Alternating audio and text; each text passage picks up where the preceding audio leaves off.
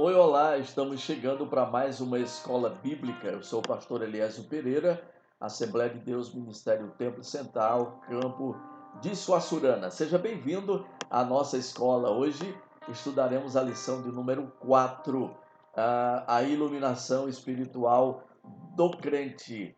O texto áureo está em Efésios, capítulo 17, capítulo 1, versículo 17, que diz o seguinte: para que o Deus de nosso Senhor Jesus Cristo, o Pai da glória, vos dê em seu conhecimento o espírito de sabedoria e revelação. A verdade prática diz: a vocação do crente inclui a herança de preciosas riquezas conferidas aos eleitos pela grandeza do poder de Deus. E nós estaremos com a nossa leitura bíblica em classe, em Efésios, capítulo 1, versículo de número 15 ao versículo de número 23, tá? Você lê aí na sua casa esse texto, tá? Porque nós estaremos fazendo uma síntese, né? Estaremos resumindo a nossa lição de hoje, a lição de número 4. Seja bem-vindo, então, à nossa escola bíblica. Ela tem por objetivo, a lição de hoje, amados, destacar a vocação e as riquezas da glória inclusas na herança divina, salientar a grandiosidade do poder divino que o opera em favor dos crentes e expressar o exemplo de exaltação em Cristo Jesus. Então, vamos para a introdução da nossa escola. Nessa lição, nós estudaremos as bênçãos espirituais e a profunda esperança que cada crente deve guardar em Cristo Jesus. No capítulo 1, o apóstolo Paulo, ele vai iniciar uma longa sentença que assim será dividida. A ação de graças, versículo 15 e 16, a oração intercessória, versículo 17 ao 19, e a confissão de louvor e exaltação, versículos 1 ao 23, isso no capítulo 1. Ok? Então, nessa sentença, nós somos exortados a louvar ao Senhor pela nossa eleição, nós somos exortados também a buscar a iluminação do Espírito Santo, para quê? Para podermos entender a dimensão da nossa chamada e da nossa herança divina, bem como, meus queridos irmãos, entender a grandeza do poder do nosso Deus. E aí nós temos o primeiro ponto, lembrando para vocês que nós estamos fazendo um resumo da nossa lição de número 4. O primeiro ponto, nós vamos falar sobre a esperança da vocação e as riquezas da glória, tá? Então o apóstolo, ele ensina que os salvos precisam ser o quê? Iluminados. Para quê? Para poderem compreender quais são a esperança da vocação e as riquezas da glória da sua herança. E aí o primeiro ponto, né? O primeiro item do primeiro ponto é sobre a ação de graça e intercessão. Olha que legal. O apóstolo, ele se alegra em dar graças a Deus pela vida dos eleitos e também por todas as bênçãos espirituais recebidas. Que bênçãos espirituais são essas? A eleição, a predestinação, a filiação e o dom do Espírito Santo. Tudo isso está dentro dos versículos 3 aos versículos 14. O que ele faz, gente? Ele intercede para que seja concedido aos seus leitores o espírito de sabedoria e de revelação. É isso que identifica o versículo 17. O que Paulo estava fazendo? Paulo estava ciente de quão maravilhoso é o Evangelho, mas ao mesmo tempo de quão impossível é alguém receber a glória dessas boas novas sem ser ensinado por Deus, né? O próprio Paulo, quando ele fala sobre a Santa Ceia, no capítulo 11, né, da primeira carta que ele escreve aos Coríntios, ele diz: porque eu recebi do Senhor o que eu também vos ensinei. Paulo estava dizendo, eu fui ensinado pelo Senhor. O item 2 fala da esperança da vocação. Paulo intercede a Deus para que o Espírito Santo ilumine os crentes, a fim de quê, gente? A fim de saberem o quê? Qual seja a esperança da sua vocação. Assim, eles seriam capazes de, desculpem, assim eles seriam capazes de experimentar e conhecer profunda e espiritualmente os privilégios de serem vocacionados, né? Você é um vocacionado, você é uma vocacionada, você vive essa esperança da vocação na sua vida? Senão, a oração de Paulo, a intercessão de Paulo era para que o Espírito Santo iluminasse os crentes, para que eles pudessem entender isso, a esperança da sua vocação. Nós podemos dizer que a tal esperança, ela divide-se em pelo menos 3 aspectos, a serem os seguintes. O primeiro, Deus chamou pessoas no passado, né? Ou seja, uma chamada em que ele teve a iniciativa por meio da eleição em Cristo, da qual nós fazemos parte. Eu e você, que já professamos o nome de Cristo, fazemos parte. Segundo, a chamada, ela abrange o serviço, a santificação no presente, isso é, achar-se irrepreensível, viver em comunhão e andar de modo digno. Glórias a Deus. E terceiro, a participação gloriosa no futuro, que compreende a vida eterna e a esperança de conhecer a Deus face a face. Você tem essa esperança? Glórias a Deus. Eu também tenho. Então, o terceiro item do primeiro ponto vai falar das riquezas da glória da sua herança. Lembrando que nós estamos fazendo um resumo da lição de número 4. Ok? Então, na oração, o apóstolo Paulo, ele pede para que os crentes entendessem as riquezas da glória da sua herança. Está no versículo 18. A expressão sua herança enfatiza o que Deus deu aos seus eleitos, conforme Colossenses 1 e 12. Ok? Já o termo riqueza refere-se às maravilhosas bênçãos que acompanham o plano da salvação. Que planos são esses? Perdão dos pecados, a adoção de filhos e as bênçãos que serão desfrutadas no porvir. Glórias a Deus. Então, sintetizando esse primeiro ponto, gente, o que a gente entende? Os santos, eles devem louvar a Deus pela eleição e ser iluminados para conhecer a esperança do chamado e as riquezas que fazem parte da nossa herança. Você não imagina o que espera por você no porvir.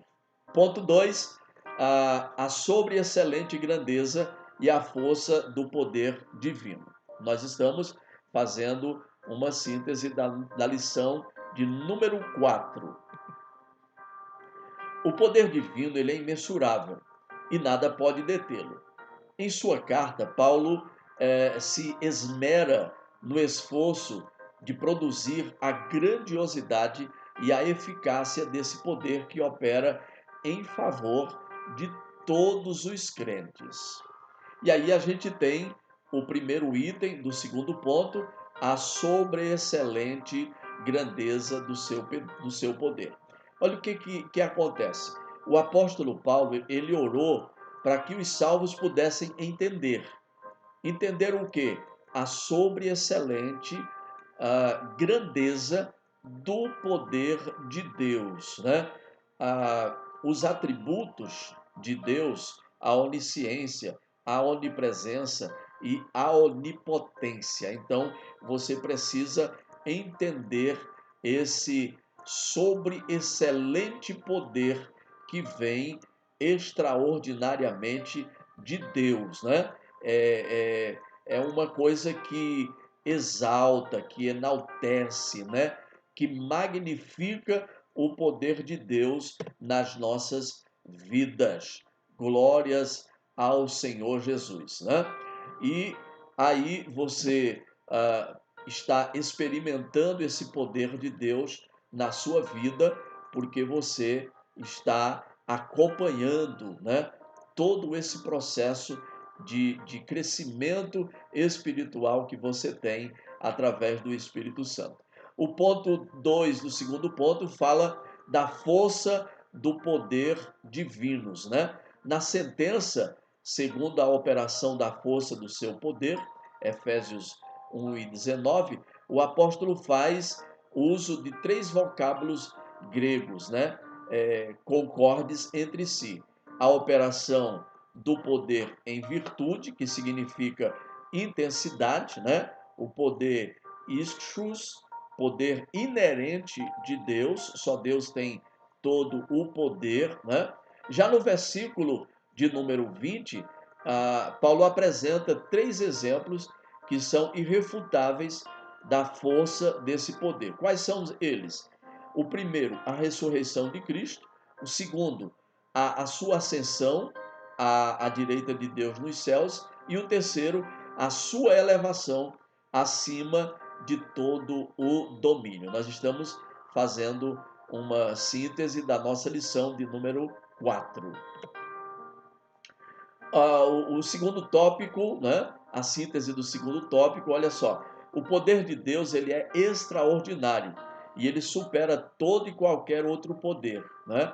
Esse maravilhoso poder opera no interesse de quê?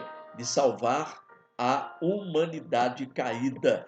Por isso que o apóstolo Paulo, ele descreve dizendo que Deus não quer que nenhum dos seus se percam, mas que todos cheguem ao conhecimento da verdade. E aí, andando para os finalmente, o terceiro ponto da nossa lição, fala do Cristo, o nosso exemplo de exaltação.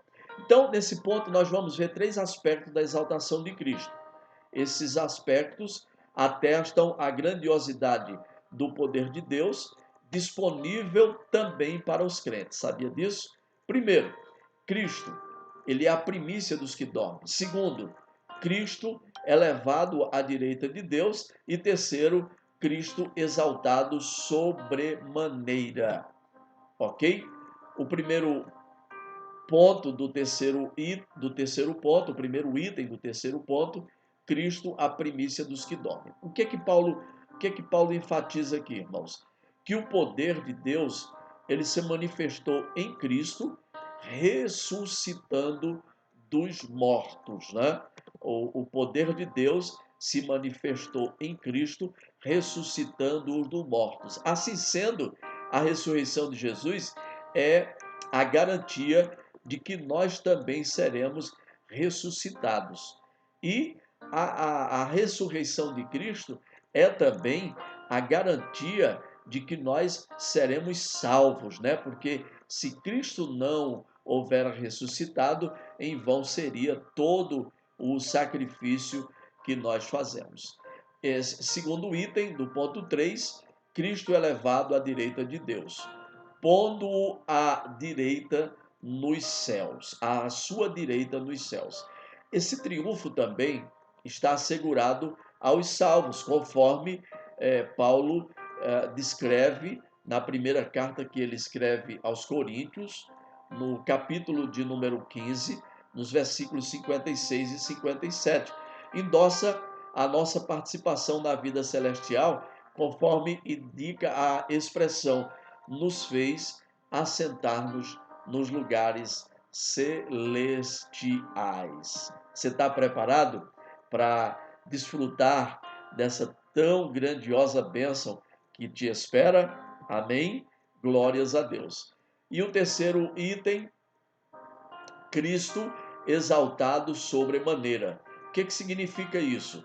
Significa que ele foi exaltado acima de toda a eminência do bem e do mal, e de todo título que se possa conferir nessa era e também no porvir. Glória a Deus. O resultado, meus irmãos, desculpem, o resultado desse triunfo ele traz um duplo benefício para a igreja. Que duplo benefício é esse? Vejamos. O primeiro, que Deus fez Cristo o cabeça da igreja. Segundo, que Deus ele designou a igreja para ser a expressão plena de Cristo. Nenhum poder pode prevalecer contra a igreja do Senhor. Jesus disse isso e Mateus escreveu no capítulo 16, né? Que as portas do inferno elas não prevalecerão contra a igreja do Senhor Jesus Cristo. Sintetizando isso, tanto a ressurreição como o assentar-se nos céus está disponível aos crentes, está disponível para você, está disponível para nós. E de semelhante modo, a glorificação por meio do grande poder de Deus.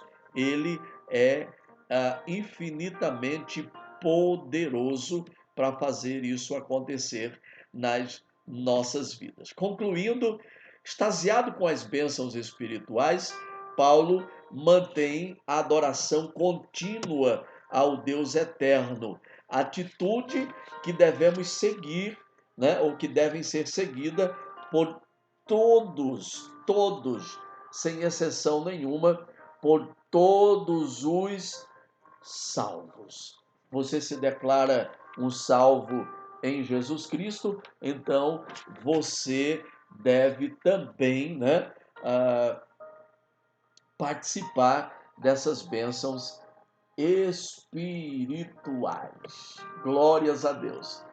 A compreensão das dádivas da salvação demonstra o quê? Demonstra o excelso valor daquilo que Deus fez por nós. Seus atos poderosos viabilizam a transformação e a glorificação daqueles que creem. Você crê no poder da cruz, você crê no poder que foi emanado ali, você crê na ressurreição, então você vai, com certeza, desfrutar dessas bênçãos, no nome poderoso de Jesus. Convido você para a nossa próxima aula, libertos pelo poder, libertos do pecado, para uma nova vida em Cristo Jesus. Deus abençoe abundantemente a sua vida, né? E na próxima oportunidade estaremos em mais uma escola bíblica. Deus abençoe a sua vida, saúde, graça e paz para todos os meus amados irmãos.